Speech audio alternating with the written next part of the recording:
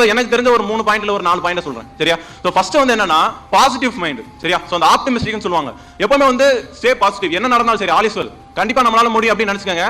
இன்னொன்னு என்னன்னா இந்த நெகட்டிவிட்டின்னு ஒரு 4 பேர் கூட சுத்துவாங்க. மாப்பிள கண்டிப்பா இது முடியாதடா, எப்படியும் ஃபெயில் ஆயிருவோம், வேகன்சி வேற கம்மி, கட் ஆஃப் கூட சத்தியமா முடியாதடா அப்படின்னு ஒரு 4 பேர் சுத்துவாங்க.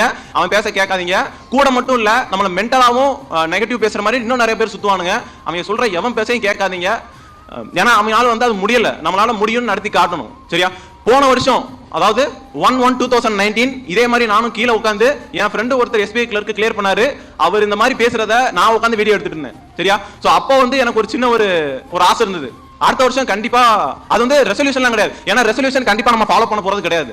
ஏன்னா இது வந்து வருஷம் பேசுறதுதான். வருஷம் வந்து நம்ம ஏதாவது ஒரு ரெசல்யூஷன் எடுத்து வந்து இதை கண்டிப்பா ஃபாலோ பண்ணணும்னு சொல்லுவோம். ஆனா எவனும் ஃபாலோ பண்ண மாட்டோம். அது வந்து ஒரு சின்ன ஆசை, கண்டிப்பா வந்து ஒரு அடுத்த வருஷம் நம்மளும் வந்து மேலே ஏறி வந்து எப்படியாவது பேசிடணும் அப்படின்னு நினைச்சேன். பேசியாச்சு, அது சக்சஸ்ஃபுல் ஆயிடுச்சு. சரி, அடுத்த முக்கியமான பாயிண்ட் என்னன்னா எக்ஸாம்ஸ் வந்து அனாலிசிஸ் பண்ணணும். ரொம்ப ரொம்ப முக்கியமான பாயிண்ட். ஒரு 3 எக்ஸாம் எழுதியிருக்கேன், என்னால ஃபெயில் ஆயிடுச்சு, என்னால அடுத்து போக முடியாது, நான் வந்து வேற போறேன், TNPSC படிக்க போறேன் அப்படிலாம் இல்ல.